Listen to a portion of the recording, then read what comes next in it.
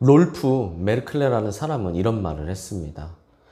천재는 노력하는 사람을 이길 수 없고 노력하는 사람은 즐기는 사람을 이길 수 없다라고 해요.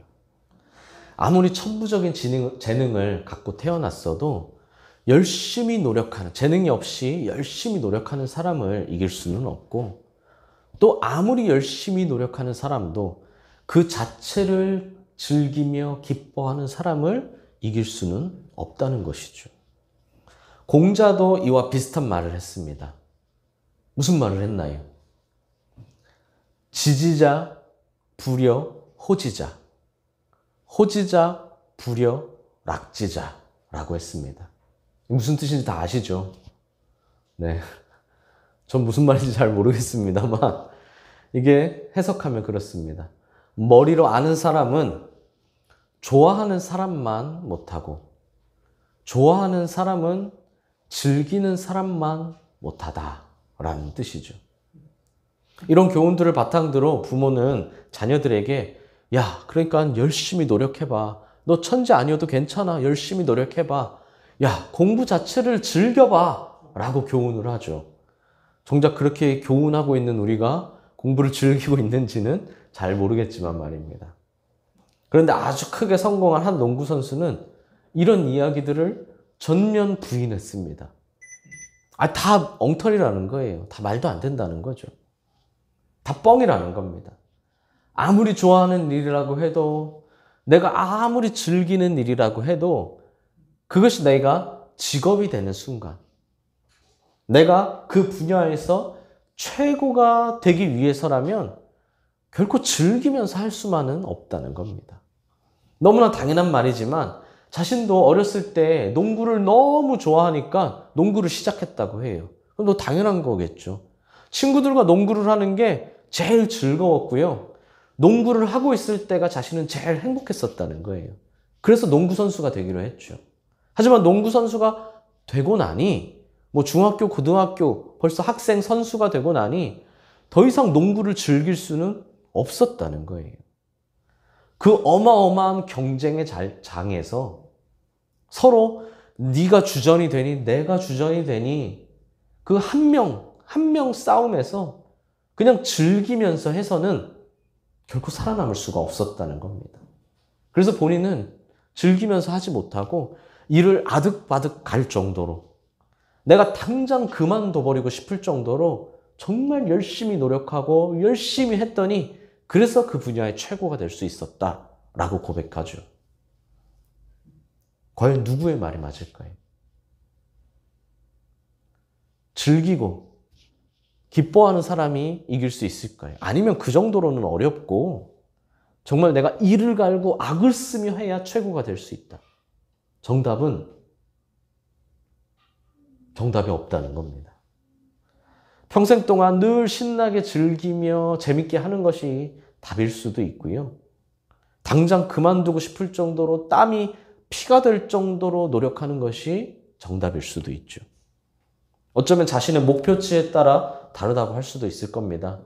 나는 그냥 얻을 만큼 적당히 얻고 그냥 적당히 이루고 나는 그렇게 즐기면서 살고 싶다 하는 사람은 즐기는 것만으로도 충분하고, 난 적당히가 아니라 반드시 그 분야의 1인자, 반드시 그 분야의 최고, 정점을 찍겠어 라고 생각하는 사람은 아득바득 노력해야 한다 라고 할 수도 있을 겁니다. 이런 말이 맞는 것 같기도 하죠. 하지만 사실 그것도 꼭 정답은 아니에요. 왜냐하면 누군가는요, 진짜 막 즐기면서 해도요, 정상의 자리에 올라가기도 하고요. 누군가는요, 누구보다 죽기 살기로 노력하는데도 정상은커녕 근처도 못 가는 사람도 있죠. 결론은 무엇인가요? 결론은 없습니다. 왜요? 아까도 말했지만 이런 문제의 정답은 없기 때문이죠. 자꾸 성공한 누구의 삶을, 누구의 말을 따라서 사는 것보다는 자신에게 맞는, 자신에게 어울리는 옷을 입는 것이 중요하다는 겁니다. 다만 절대 놓치지 말아야 할 것이 있습니다. 그건 바로 간절함이죠. 어쩌면 정답은 바로 간절함일지도 모릅니다. 이기는 사람은 천재도 노력하는 사람도 즐기는 사람도 아니라 간절함을 갖고 있는 사람이라는 겁니다. 생각해 보십시오. 천재라는 말은 쉽지만 사실 이게 천재가 얼마나 대단한가요? 하나를 배우면 열을 압니다. 스스로요. 한번 읽거나 배우면 절대 잊어버리지 않아요. 그냥 한번 대충 읽어도요. 그냥 계속 기억합니다. 뭐 1 더하기 1 이런 게 아니라 긴 내용도요. 그런 천재를 이기는 게 쉬운 일인가요? 솔직히 저는 자신이 없습니다. 아마 천재를 보면 그를 볼 때마다 열등감을 느낄지도 모르겠어요. 노력하는 사람도 마찬가지입니다. 노력하는 사람은요, 하나를 배우면 하나밖에 모르지만 나머지 9개를 더 노력해서 배웁니다. 10번을 읽어도 툭 하면 잃어버리지만 잊어버리면 그럼 20번, 30번, 40번 이상을 읽으면 됩니다. 절대 잊지 않을 때까지 말이죠. 이렇게 노력하는 사람을 이기는 게 쉬운 일인가요? 전 자신 없습니다. 아마 그런 사람들과 저를 비교하다 보면 저부터 금방 포기하고 나가 떨어질 것 같아요. 즐기는 사람도 마찬가지죠. 나는 모든 일이 다 막 버겁고 막 부담감의 연속으로 살아가고 있는데 어떤 상황이든 매 순간 즐기는 사람을 보면 어때요? 그런 사람 이기는 게 쉬울까요? 어쩌면 천재보다 노력하는 사람보다 즐기는 사람을 볼 때 훨씬 더 큰 질투가 생길지도 모릅니다. 작은 일에도 기뻐하고 막 좋아하거든요. 재밌게 하거든요. 심각한 일도 즐기면서 하거든요. 그래서 공자나 멜클레라는 사람이 누가 이긴다고 했어요? 즐기는 사람이 이긴다고 했죠. 괜히 그런 게 아닌 거예요. 그럼 과연 이 중에 누가 진짜 이길 수 있을까요? 저는 이 셋 중에 누구가 아니라 이 셋 중에 간절함을 가진 사람이라고 생각합니다. 천재든 노력하는 사람이든 즐기든 사람이든 그 가운데 더 간절함을 가진 사람, 그 사람이 이긴다는 거예요. 간절함엔 자신은 물론 타인까지도 변화시키는 힘이 있기 때문이죠. 강단에 있는 우리 저 식물을 한번 보십시오. 우리 온라인은 잘 보이지 않지만 우리 예배실에서 보이죠. 우리 교회가 개척할 때부터 처음부터 함께 했던 나무입니다. 제가 식물을 잘 못 키워서 그런지요. 우리 한쪽은 다 죽어버렸어요. 없죠. 그리고 이쪽은 그래도 좀 살아남았습니다. 저기도 대가 4개가 있었는데 이제 2개가 남았어요. 그런데요. 우리 성도님들 기준으로 보실 때 저 왼쪽 식물을 한번 보십시오. 다 죽어버린 가지거든요. 다 죽어버렸어요. 말라버렸어요. 저 위에 나무 끝이요. 색깔이 까맣지 않습니까? 원래 까만 게 아니라요. 말라서 까맣고 얇아졌죠. 말라 비틀어진 겁니다. 그런데 그 메마른 곳에서 새싹이 났습니다. 저 위에 파랗게 돋아난 거 보이시나요? 심지어 어떻습니까? 저 메말라 버린 곳에서 싹이 나고 저기서 살아남기 위해 저기 어디로 꺾여 있나요? 창문 쪽으로요. 햇살 쪽으로 열심히 꺾여 있어요. 저거 제가 꺾은 거 아니에요. 설교하려고 꺾은 거 아닙니다. 저 꺾으면 부러져요. 근데 스스로 어떻게 자랍니까? 오른쪽으로 자라고 있죠. 어떻게든 살아남기 위해, 어떻게든 햇볕을 보기 위해. 저 식물은 지금 간절함을 갖고 있거든요. 내가 살아남기 위해서요. 반면에 그 옆에 우리 성도님들 기준으로 오른쪽에 있는 녀석을 한번 보십시오. 저 녀석은 어떤가요? 햇빛 반대로 자라가고 있습니다. 어떻게든 이 오른쪽으로 가려고 하는 게 아니라요.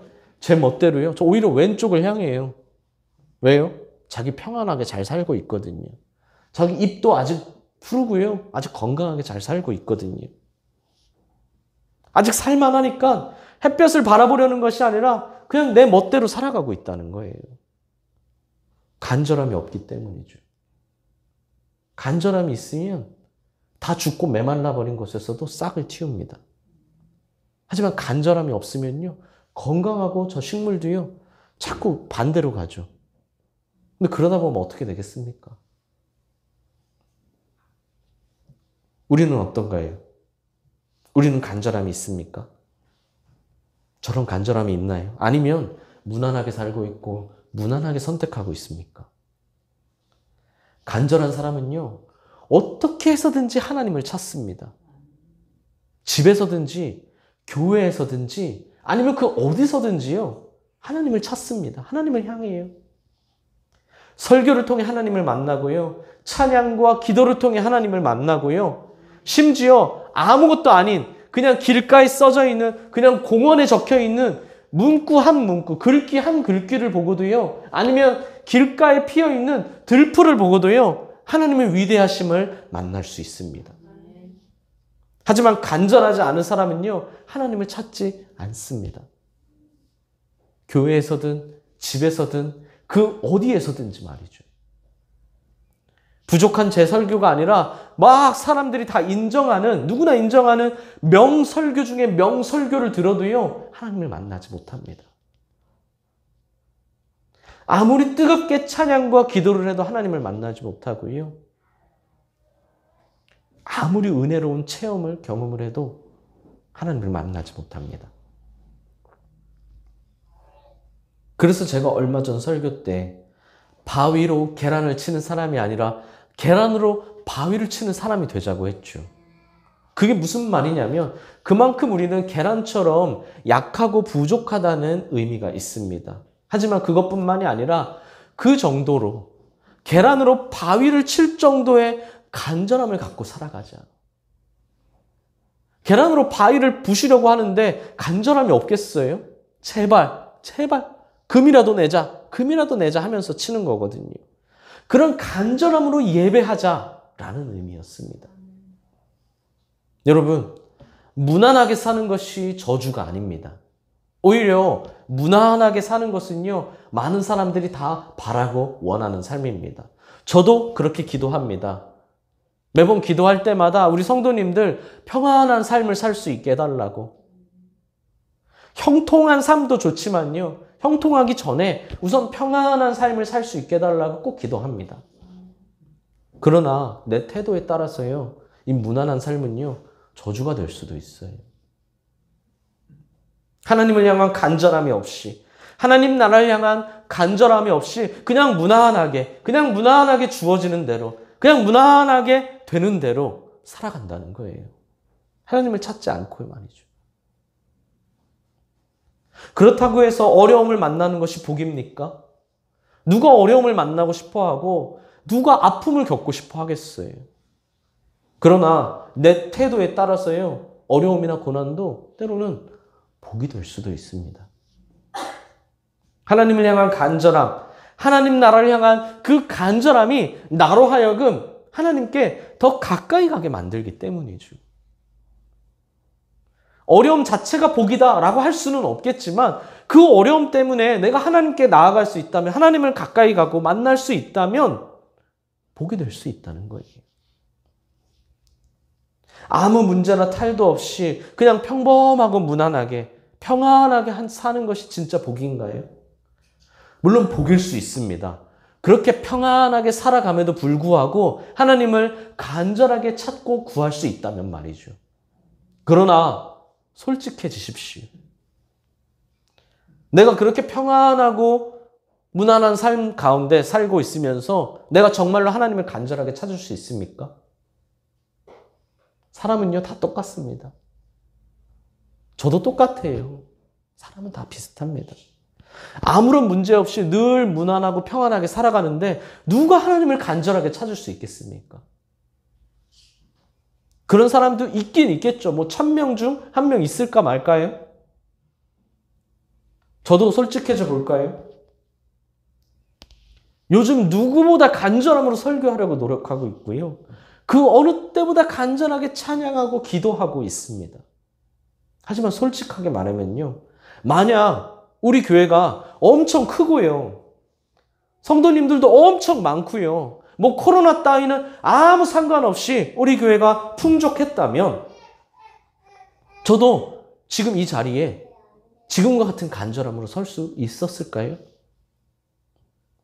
저는 아닐 것이라고 생각합니다.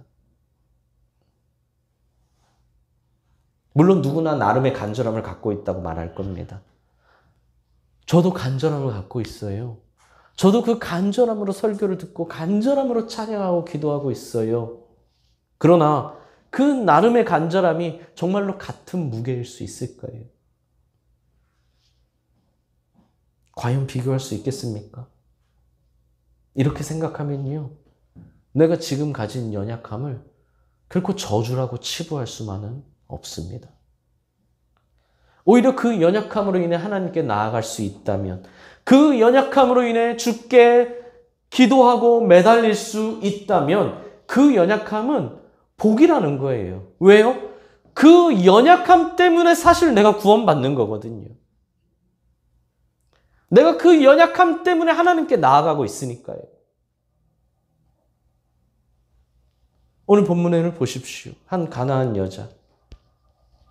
즉 이스라엘의 입장에서는 이방인 여자죠.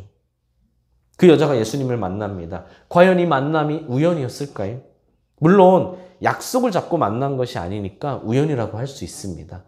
우연히 이 여자가 예수님이 가시는 곳에 있었고 우연히 예수님을 보고 단번에 예수님인 줄 알아봤을 수도 있죠.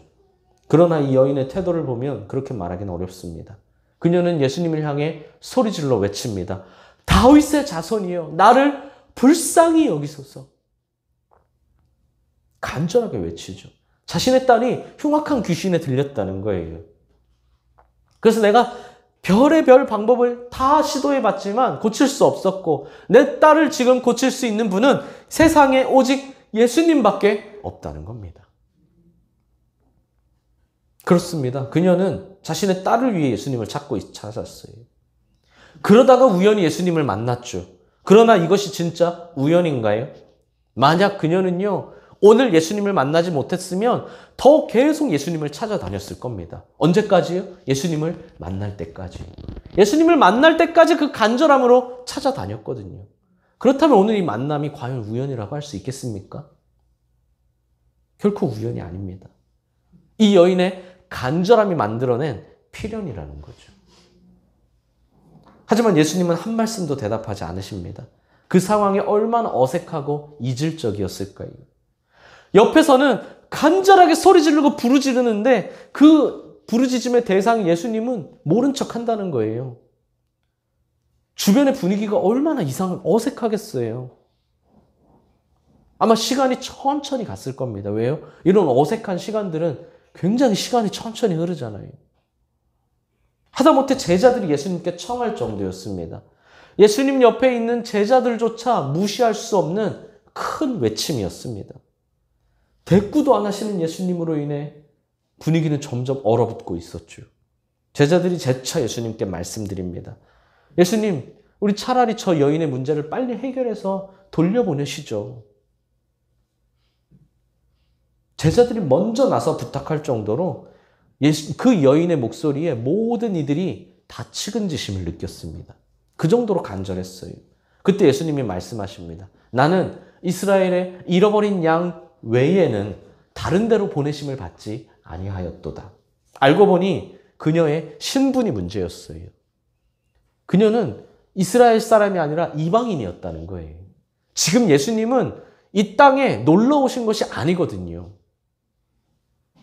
예수님은 정확한 목적과 뜻을, 사명을 갖고 이 땅에 오셨습니다. 무려 하나님이신 예수님이 인간의 몸을 이 땅에 오셨죠. 그냥 놀러 오신 게 아니에요. 마실 나온 게 아닙니다. 정확한 목적이 있었고 뜻이 있었어요. 그리고 지금 그 여인의 간절한 외침은요, 그 예수님의 목적과 뜻에 맞지 않은 상황, 않는 시기였다는 겁니다. 그래서 예수님이 무시하셨던 거예요. 그러나 여자는 포기하지 않습니다. 결국 예수님 앞에 따라와 예수님의 앞에 엎드려 절하고 예수님의 바짓가랑이를 붙들고 부르짖습니다. 울며 애원합니다. 아주 간절하게 말이죠. 이전보다 더 간절하게 부르짖습니다. 그만큼 딸의 병이 중했고 그녀에게는 예수님밖에 없었죠. 유일한 희망이었다는 거예요. 하지만 예수님은 더 냉정해지십니다. 자녀의 떡을 취하여 개들에게 주는 것이 마땅하지 않도다. 얼마나 모욕적인 말인가요? 이 정도면 포기하는 정도가 아니라 욕을 하고 화내도 인정입니다. 폭력이 결코 정당화될 수는 없겠지만요. 이 정도의 말을 듣고 이 여인이 만약에 폭력을 사용했다면 그 심정만은 충분히 공감해 볼 수 있을 겁니다. 그러나 여자는 그럴수록 더 간절히 부르짖었습니다. 왜냐하면 그녀는 약했거든요. 가진 것도 없고 희망도 없고 희망은 오직 예수님 뿐이었기 때문입니다. 약함이 진짜 저주인가요? 약함이 실패인가요? 만약에 이 여인에게 약함이 없었다면 이 가나안 여자는요, 예수님을 찾아오지도 않았을 겁니다. 이 약함이 없었다면 이 여인은 예수님을 만나지도 못했을 거예요. 약함이 있었기에 예수님을 만났다는 거죠. 그녀는 말합니다. 주님 맞습니다. 자녀의 떡을 취해서 개들에게 주는 사람은 없습니다. 그러나 개들도요, 자녀가 먹는 떡에 흘린 부스러기는 먹을 수 있습니다. 저는 그저 그 부스러기 정도만 바랄 뿐입니다. 떡을 달라는 게 아니에요. 전 개가 맞다는 거예요. 난 개니까 부스러기라도 주십시오.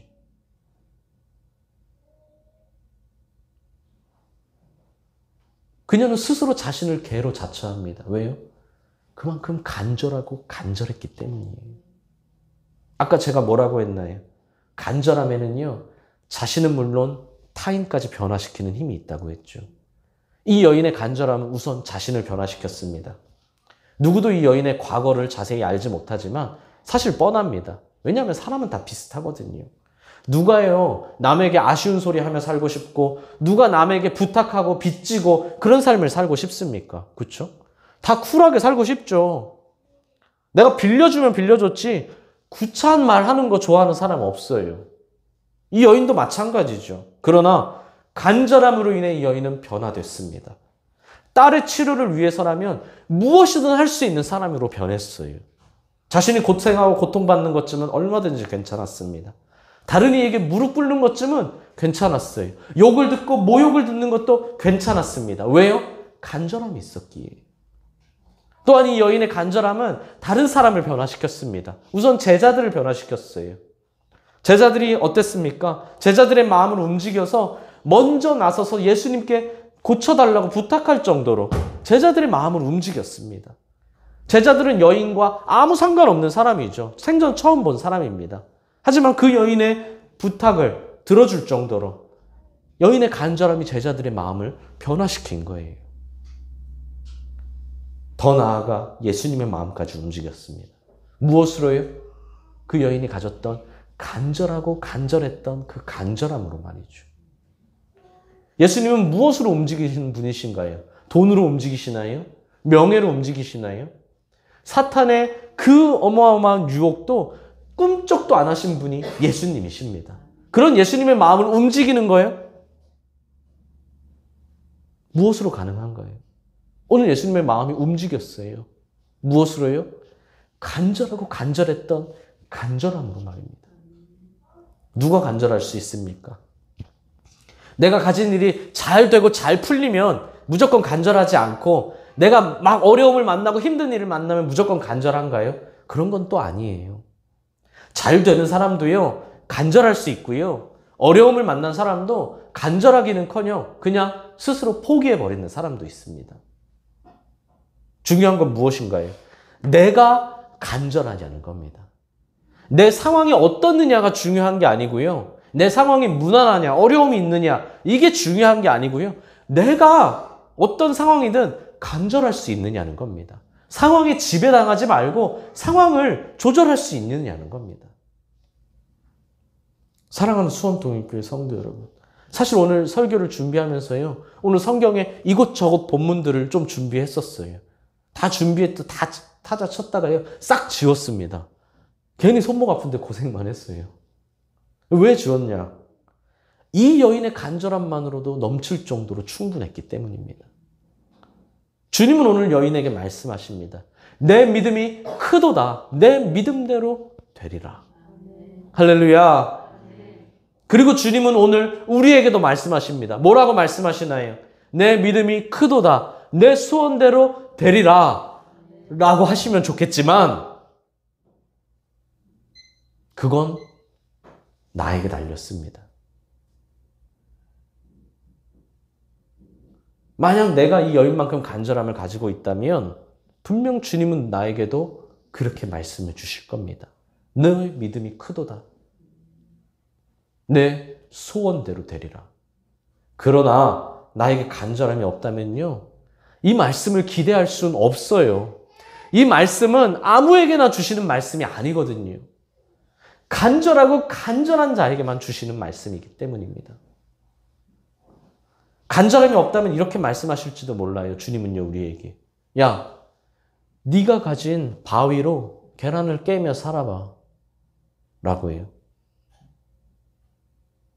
너무 은혜도 없고 너무 정도 없는 말씀인가요? 아니에요. 우리 주님은 아시는 겁니다. 내가 진짜 의지하고 있는 것이 무엇인지요. 그냥 지금 이 자리에 앉아 있다고 해서 주님이 야, 잘했다. 네 믿음이 크다. 네 소원대로 되리라 하시는 게 아니라는 거예요.